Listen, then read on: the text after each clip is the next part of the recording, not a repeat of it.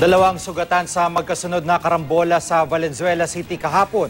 Parehong aksidente dahil sa mga truck na nawalan ng preno. Narito report ni Katrina Son.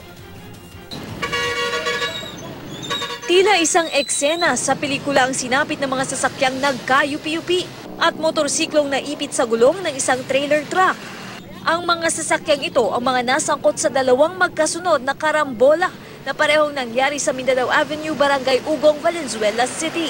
Unang nagkarambola ang apat na sasakyan base sa kwento ng mga saksi nang galing daw ang truck sa southbound lane at lumipat sa northbound lane.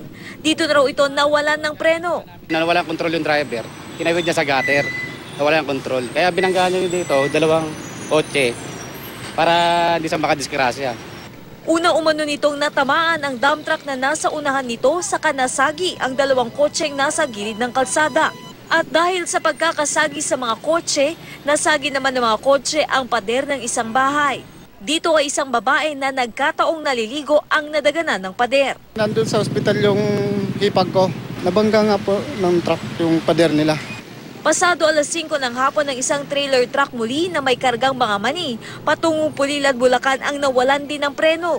Nawala ng preno ma'am simula doon sa taas Nakamaksi na nga yan Hindi na talaga kumapit yung preno Kaya dito ko na lang pinano Iniwasan ko yun dito Baka malaglag yung container Para walang maaksidente ay tinumbok daw ng driver ng trailer truck ang AUV na nasa harapan nito.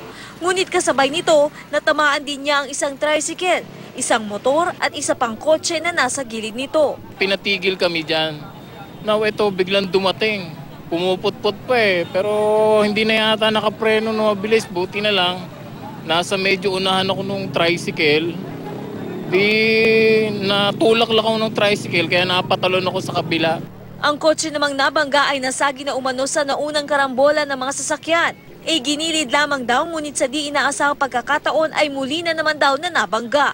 Dalawang beses nabangga, hindi lang po bangga, basta bangga. Tingnan niyo po yung itsura ng kotse. Hindi na siya mukhang hindi napapakinabangan. Isang sakay ng tricycle ang nasugatan sa insidente at agad nilapatan ng paunang lunas. Para sa unang balita, Katrina Son reporting.